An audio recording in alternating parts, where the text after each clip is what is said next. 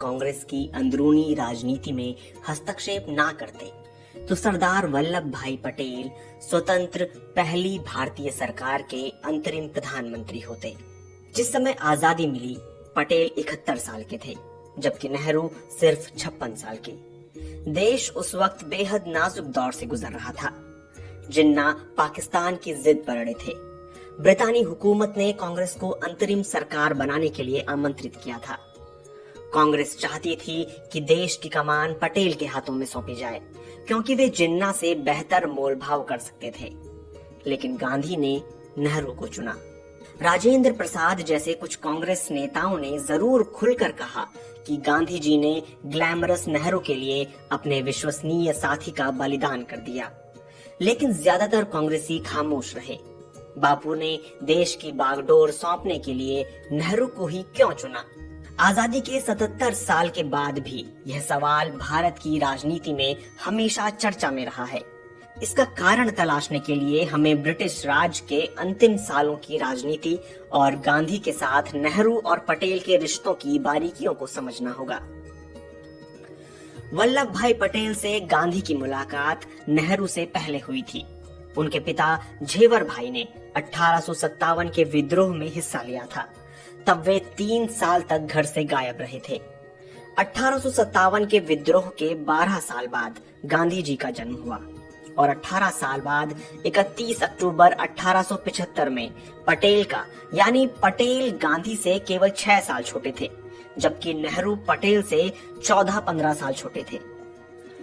उम्र में 6 साल का फर्क कोई ज्यादा नहीं होता, इसलिए गांधी और पटेल के बीच दोस्ताना बर्ताव था। पटेल लंदन के उसी लॉ कॉलेज मिडिल टेम्पल से बैरिस्टर बनकर भारत लौटे, जहां से गांधी, जिन्ना, उनके बड़े भाई विट्ठल भाई पटेल और नेहरू ने बैरिस्टर की डिग्रियां ली थी। उन दिनों वल्लभ भाई पटेल गुजरात के सबसे महंगे वकीलों में से एक हुआ करते थे। पटेल ने पहली बार गांधी को गुजरात क्लब में साल 1916 में देखा था। गांधी साउथ अफ्रीका में झंडे गाड़ने के बाद पहली दफा गुजरात आए थे। देश में जगह जगह उनका अभिनंदन हो रहा था। उन्हें कुछ लोग महात्मा भी कहने लगे थे, लेकिन पटेल गांधी के इस महात्मापन से जरा भी प्रभावित नहीं थे। वो उनके विचारों से बहुत उत्साहित नहीं थे। पटेल कहते थे, हमारे देश में पहले से महात्माओं की कमी नहीं है, हमें कोई काम करने वाला चाहिए। गांधी क्यों इन बेचारे लोगों से ब्रह्मचर्य की बातें करते हैं? ये ऐसा ही है जैसे भैंस के आगे भागवत गाना। साल 1916 की गर्मियों में गांधी गुजरात क्लब में आए। उस समय पटेल अपने साथी वकील गणेश वासुदेव मावलंकर के साथ ब्रिज खेल रहे थे।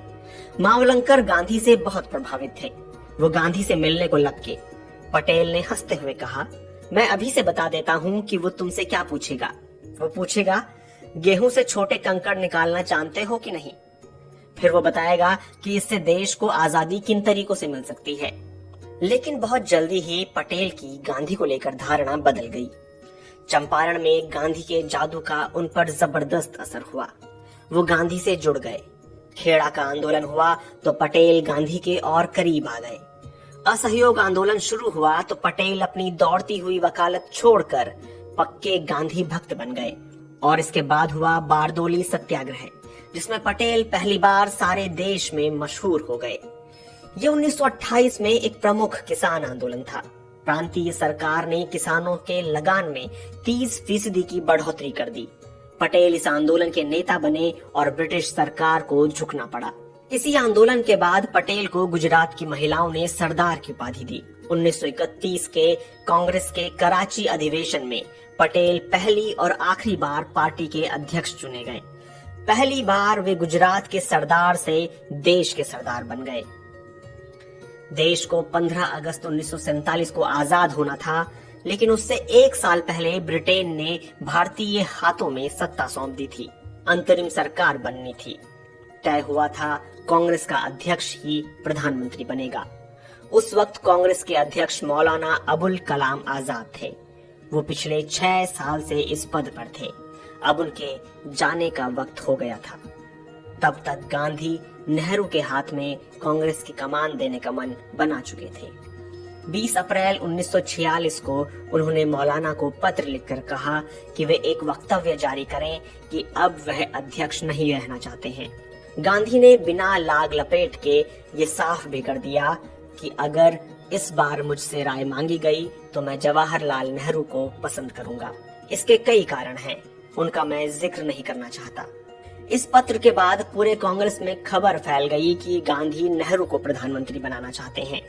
29 अप्रैल 1946 में कांग्रेस कार्य समिति की बैठक में पार्टी का नया अध्यक्ष चुना जाना था, जिसे कुछ महीने बाद ही अंतरिम सरकार में भारत का प्रधानमंत्री बनना था। इस बैठक में महात्मा गांधी के अलावा नेहरू, सरदार पटेल, आचार्य कृपलानी, राजेंद्र प्रसाद, खान अब्दुल गफ्फार खान के साथ कई बड़े कांग्रेसी नेता शामिल थे। कमरे में बैठा हर एक शख्स जानता था कि गांधी नेहरू को अध्यक्ष देखना चाहते हैं।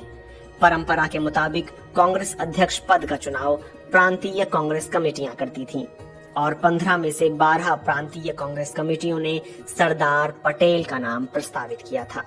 बची हुई 3 कमेटियों ने आचार्य JB कृपलानी और पट्टाभी सीतारमैया का नाम प्रस्तावित किया था। किसी प्रांतीय कांग्रेस कमेटी ने अध्यक्ष पद के लिए नेहरू का नाम प्रस्तावित नहीं किया था, जबकि सारी कमेटियां अच्छी तरह जानती थीं कि गांधी नेहरू को चौथी बार अध्यक्ष बनाना चाहते हैं। पार्टी के महासचिव कृपलानी ने PCC के चुनाव की पर्ची गांधी की तरफ बढ़ा दी। गांधी ने कृपलानी की तरफ देखा। कृपलानी समझ गए कि गांधी क्या चाहते हैं। उन्होंने नया प्रस्ताव तैयार कर नेहरू का नाम प्रस्तावित किया। उस पर सबने दस्तखत किए। पटेल ने भी दस्तखत किए। अब अध्यक्ष पद के 2 उम्मीदवार थे, एक नेहरू और दूसरे पटेल। नेहरू तभी निर्विरोध अध्यक्ष चुने जा सकते थे जब पटेल अपना नाम वापस लें। कृपलानी ने एक कागज पर उनकी नाम वापसी की अर्जी लिखकर दस्तखत के लिए पटेल की तरफ बढ़ा दी।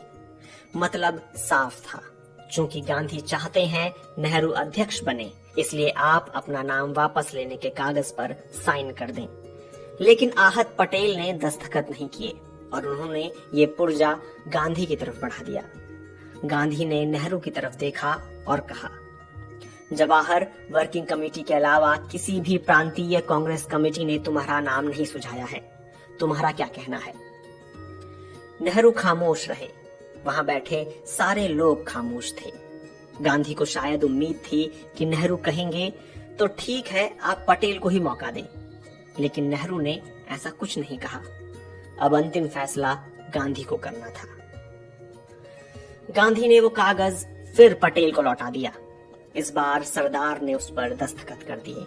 कृपलानी ने ऐलान किया तो नेहरू निर्विरोध अध्यक्ष चुने जाते हैं। कृपलानी ने अपनी किताब Gandhi his life and thoughts में इस पूरी घटना का विस्तार से जिक्र किया है। उन्होंने लिखा है, मेरा इस तरह हस्तक्षेप करना पटेल को अच्छा नहीं लगा। पार्टी का महासचिव होने के नाते मैं गांधी की मर्जी का काम यंत्रवत कर रहा था और उस वक्त मुझे ये बहुत बड़ी चीज नहीं लगी। आखिर ये एक अध्यक्ष का ही तो चुनाव था। मुझे लगा अभी बहुत सी लड़ाइयां सामने हैं, लेकिन भविष्य कौन जानता है। लेकिन सवाल उठता है कि गांधी ने आखिर ऐसा क्यों किया? दरअसल ये महात्मा गांधी ही कर सकते थे। कांग्रेस का अध्यक्ष कौन बनेगा, ये फैसला एक ऐसा आदमी कर रहा था जो 12 साल पहले ही कांग्रेस की प्राथमिक सदस्यता से इस्तीफा दे चुका था।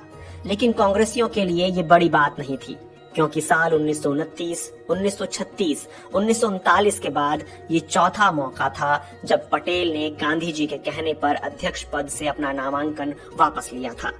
सब हक्का बक्का रह गए। तब के जाने माने पत्रकार दुर्गा दास ने अपनी किताब India from Curzon to Nehru में लिखा है, राजेंद्र प्रसाद ने मुझसे कहा कि गांधी जी ने ग्लैमरस नेहरू के लिए अपने विश्वसनीय साथी का बलिदान कर दिया और मुझे डर है कि अब नेहरू अंग्रेजों के रास्ते पर आगे बढ़ेंगे। राजेंद्र बाबू की ये प्रतिक्रिया जब मैंने गांधी जी को बताई तो वे हंसे और उन्होंने राजेंद्र की सराहना करते हुए कहा कि नेहरू आने वाली ढेर सारी समस्याओं का सामना करने के लिए खुद को तैयार कर चुके हैं। तो सवाल है, इतने विरोधों के बावजूद गांधी ने पटेल की जगह नेहरू को क्यों चुना? जैसे कि गांधी ने कहा था कि उनके पास इसकी कई वजहें हैं, लेकिन वे वजहें ना किसी ने उनसे पूछी, ना उन्होंने किसी को बताई। कांग्रेस में तो किसी में हिम्मत नहीं थी कि वह बापू से पूछे कि सरदार पटेल जैसे योग्य नेता को छोड़कर आपने नेहरू को क्यों चुना। सब जानते थे कि पटेल के पांव जमीन पर मजबूती से स्थापित हैं। वो जिन्ना जैसे लोगों से उन्हीं की जुबान में मोलभाव कर सकते हैं। उनसे जब पत्रकार दुर्गादास ने सवाल पूछा तो गांधी ने माना कि बतौर कांग्रेस अध्यक्ष पटेल एक बेहतर नेगोशिएटर और ऑर्गेनाइजर हो सकते हैं, लेकिन उन्हें लगता है कि नेहरू को सरकार का नेतृत्व करना चाहिए।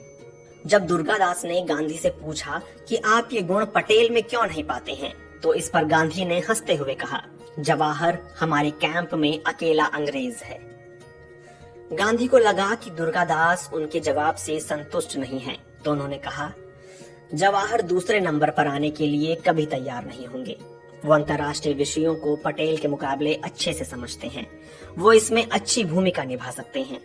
ये दोनों सरकारी बैलगाड़ी को खींचने के लिए दो बैल हैं। इसमें अंतर्राष्ट्रीय कामों के लिए नेहरू और राष्ट्र के कामों के लिए पटेल होंगे। दोनों गाड़ी अच्छी खींचेंगे। गांधी के इस प्रेस इंटरव्यू से दो बातें निकल कर आईं। एक ये कि नेहरू नंबर 2 नहीं होना चाहते थे, जबकि गांधी को भरोसा था कि पटेल को नंबर 2 होने में कोई ऐतराज नहीं होगा। और वाकई ऐसा ही हुआ, क्योंकि पटेल मुंह फुलाने की बजाय एक हफ्ते के अंदर फिर न केवल सामान्य हो गए, बल्कि हंसी मजाक करने लगे। उनकी बातों पर हंसने वालों में खुद गांधी भी शामिल थे। दूसरी बात ये कि गांधी को लगता कि अपनी अंग्रेजियत के कारण सत्ता हस्तांतरण को नेहरू पटेल के मुकाबले ज्यादा बेहतर ढंग से संभाल सकते हैं। महात्मा गांधी ने एक और मौके पर भी यही बात कही थी कि जिस समय हुकूमत अंग्रेजों के हाथ से ली जा रही हो, उस समय कोई दूसरा आदमी नेहरू की जगह नहीं ले सकता। वे हैरो के विद्यार्थी, कैम्ब्रिज के स्नातक और लंदन के बैरिस्टर होने के नाते अंग्रेजों को बेहतर ढंग से संभाल सकते हैं। यहाँ गांधी सही थे।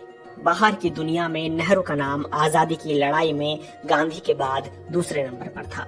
न केवल यूरोपीय लोग बल्कि अमेरिकी भी नेहरू को महात्मा गांधी का स्वाभाविक उत्तराधिकारी मानते थे, जबकि पटेल के बारे में ऐसा बिल्कुल नहीं था। पटेल को शायद ही कोई विदेशी गांधी का उत्तराधिकारी मानता हो। लंदन के कहवा घरों में बुद्धिजीवियों के बीच नेहरू की चर्चा होती थी। तमाम वाइसरॉय और क्रिप्स समेत कई अंग्रेज अफसर नेहरू के दोस्त थे। उनसे नेहरू की निजी बातचीत होती थी। नेहरू और पटेल में और भी बड़े अंतर थे जो राजनीति में बहुत मायने रखते हैं। नेहरू एक आकर्षक व्यक्तित्व के स्वामी थे। उन्हें अंग्रेजी और हिंदी में बोलने और लिखने की कमाल की महारत हासिल थी। नेहरू उदार थे और उनका खुलापन उन्हें लोकप्रिय बनाता था। वो भावुक और सौंदर्य प्रेमी थे जो किसी को भी रिझा सकते थे। इसके उलट पटेल सख्त और थोड़े रूखे थे। वो व्यवहार कुशल थे लेकिन उतने ही मुंहफट भी थे। दिल के ठंडे लेकिन हिसाब किताब में माहिर। नेहरू जोड़ तोड़ में बिल्कुल माहिर नहीं थे। वे कांग्रेस में भी अलग थलग रहने वाले नेता थे। जेल में बंद रहकर वे अपने साथी कांग्रेसियों से गपशप करने की जगह अपनी कोठरी में अकेले बैठकर डिस्कवरी ऑफ इंडिया जैसी किताबें लिखते थे। उनकी अभिजात्य वर्ग की अपनी एक अलग दुनिया थी। वहीं पटेल राजनीतिक तंत्र का हर पुर्जा पहचानते थे, जोड़ तोड़ करने में माहिर थे। यही वजह थी कि प्रांतीय कांग्रेस कमेटी ने उन्हें 15 में से 12 कमेटियों का समर्थन मिला। नेहरू कमाल के वक्ता थे, जबकि पटेल को भाषणबाजी से चिढ़ थी। वे दिल से और साफ साफ बोलते थे। ऐसा नहीं था कि मुसलमानों को लेकर उनके मन में आरएसएस जैसी कोई वितृष्णा या पूर्वाग्रह था, लेकिन खरा खरा बोलने के कारण वह देश के मुसलमानों में नापसंद किए जाने लगे। नेहरू समाजवाद के मसीहा थे तो पार्टी के लिए चंदा इकट्ठा करने वाले पटेल पूंजीवादियों के संरक्षक। नेहरू आधुनिक हिंदुस्तान और धर्मनिरपेक्ष भारत का सपना देखते थे तो पटेल राष्ट्रीय हितों को सर्वोपरि रखते थे। हिंदू और हिंदू परंपरा को लेकर उनके मन में कोमल भावनाएं थीं, जो वक्त बेवक्त उन्हें उत्तेजित कर देती थीं। नेहरू में एक पैनी राजनीतिक अंतर्दृष्टि थी। बावजूद इसके वे स्वाभाविक रूप से भावुक और जरूरत से ज्यादा कल्पनाशील थे। नेहरू के अध्यक्ष चुने जाने वाले साल की ही 2 घटनाएं हैं जो नेहरू और पटेल के व्यक्तित्व को बखूबी उजागर करती हैं। कांग्रेस और लीग दोनों कैबिनेट मिशन की योजना तकरीबन कबूल कर चुकी थी। अगले महीने अंतरिम सरकार बननी थी, जिसमें दोनों के प्रतिनिधि शामिल होने वाले थे, यानी देश का विभाजन टलता हुआ दिख रहा था। ये बात अलग थी कि कांग्रेस और लीग दोनों अपने हिसाब से कैबिनेट मिशन की योजना का मतलब निकाल रहे थे। ऐसे माहौल में नेहरू ने 7 जुलाई 1946 को कांग्रेस कमेटी की बैठक बुलाई, जिसमें उन्होंने साफ कर दिया कि कांग्रेस के हिसाब से इस योजना में क्या है। कांग्रेस मानती थी कि चूंकि प्रांतों को किसी समूह में रहने या ना रहने की आजादी होगी, इसलिए जाहिर है कि उत्तर पश्चिम सीमा प्रांत और असम, जहां कांग्रेस की सरकारें हैं, वो पाकिस्तान के बजाय हिंदुस्तान वाले समूह से जुड़ना चाहेंगे। जिन्ना कांग्रेस की इस व्याख्या से कतई सहमत नहीं थे। उनके अनुसार कैबिनेट मिशन योजना के तहत पश्चिम के 4 और पूर्व के 2 राज्यों का 2 मुस्लिम बहुल समूह का हिस्सा बनना बाध्यकारी था। बस यही सोच का अंतर था। अभी समझदारी ये भी थी कि जैसा जो सोच रहा है सोचे। पहले कांग्रेस और लीग मिलकर अंतरिम सरकार बनाए, फिर जो जैसा होगा तब वैसा देखा जाएगा। लेकिन इसके 3 दिन बाद 10 जुलाई 1946 को नेहरू ने मुंबई में एक प्रेस कॉन्फ्रेंस करके कहा कि कांग्रेस ने संविधान सभा में शामिल होने का फैसला तो कर लिया है, लेकिन अगर उसे जरूरी लगा तो वह कैबिनेट मिशन योजना में फेरबदल भी कर सकती है। नेहरू ने एक बयान देकर कैबिनेट मिशन की सारी योजना को 1 मिनट में ध्वस्त कर दिया। इससे अटूट भारत की आखिरी उम्मीद पर पानी फिर गया। नाराज जिन्ना को मौका मिल गया। उन्होंने भी एक प्रेस कॉन्फ्रेंस बुलाई और साफ कह दिया कि कांग्रेस के इरादे नेक नहीं हैं। अब अगर ब्रिटिश राज के रहते मुसलमानों को पाकिस्तान नहीं दिया गया तो बहुत बुरा होगा। मुस्लिम लीग ने 16 अगस्त से डायरेक्ट एक्शन का ऐलान कर दिया। जिन्ना के डायरेक्ट एक्शन का नतीजा भारी हिंसा होगी, ये कोई नहीं जानता था, लेकिन सरदार पटेल समझ रहे थे कि नेहरू से बड़ी भारी गलती हो गई। उनकी बात सही थी, लेकिन इसका खुला ऐलान करने की जरूरत नहीं थी। सरदार ने अपने करीबी मित्र और अपने निजी सचिव डीपी मिश्रा को एक खत लिखा, जिसमें उन्होंने लिखा था, हालांकि नेहरू अब तक 4 बार कांग्रेस के अध्यक्ष चुने जा चुके हैं, लेकिन उनकी हरकतें मासूमियत से भरी लेकिन बचकानी होती हैं। उनकी ये प्रेस कॉन्फ्रेंस भावुकता से भरी और मूर्खतापूर्ण थी, लेकिन उनकी इन तमाम मासूम गलतियों के बावजूद उनके अंदर आजादी के लिए गजब का जज्बा और उत्साह है, जो उन्हें बेसब्र बना देता है, जिसके चलते वे अपने आप को भूल जाते हैं। जरा सा भी विरोध होने पर वे पागल हो जाते हैं, क्योंकि वे उतावले हैं। नेहरू की पहाड़ जैसी भूल का नतीजा बहुत जल्द देश के सामने आ गया। जिन्ना के डायरेक्ट एक्शन से देश में हिंदू मुस्लिम दंगे भड़क गए। अकेले कलकत्ता शहर में हजारों लोग मारे गए, लाखों लोग बेघर हो गए। नोआखली में भी भारी कत्लेआम हुआ। धीरे धीरे देश को इन दंगों ने अपनी गिरफ्त में ले लिया। इसके बाद गांधी कलकत्ता से लेकर नोआखली और बिहार तक दंगों में मारे गए हिंदुओं और मुसलमानों के खून को साफ करने की 24 घंटे की ड्यूटी पर लगे रहे। ये ड्यूटी आजादी मिलने के दिन तक जारी रही। जगह जगह दंगे हो रहे थे, हिंदू मुसलमान मारे जा रहे थे। ऐसे में पटेल की हिंदुत्व ने उछाल मारा और 23 नवंबर 1946 को मेरठ में कांग्रेस के अधिवेशन में अपना आपा खो बैठे। अधिवेशन में उन्होंने अपने भाषण में कह दिया, धोखे से पाकिस्तान लेने की बात मत करो। हाँ, अगर तलवार से लेना है तो उसका मुकाबला तलवार से किया जा सकता है। पटेल का यह बयान सनसनीखेज था। गांधी की अहिंसा नीति के एकदम उलट। गांधी तक शिकायत तुरंत पहुंच गई। गांधी ने पटेल को लिखा, तुम्हारे बारे में बहुत सी शिकायतें सुनने में आई हैं। बहुत में अतिशयोक्ति हो तो वो अनजाने में है, लेकिन तुम्हारे भाषण लोगों को खुश करने वाले और उकसाने वाले होते हैं। तुमने हिंसा अहिंसा का भेद नहीं रखा है। तुम लोगों को तलवार का जवाब तलवार से देना सिखा रहे हो। जब मौका मिलता है मुस्लिम लीग का अपमान करने से नहीं चूकते। अगर यह सब सच है तो बहुत हानिकारक है। पद से चिपटे रहने की बात करते हो, और अगर करते हो तो वह भी चुभने वाली चीज है।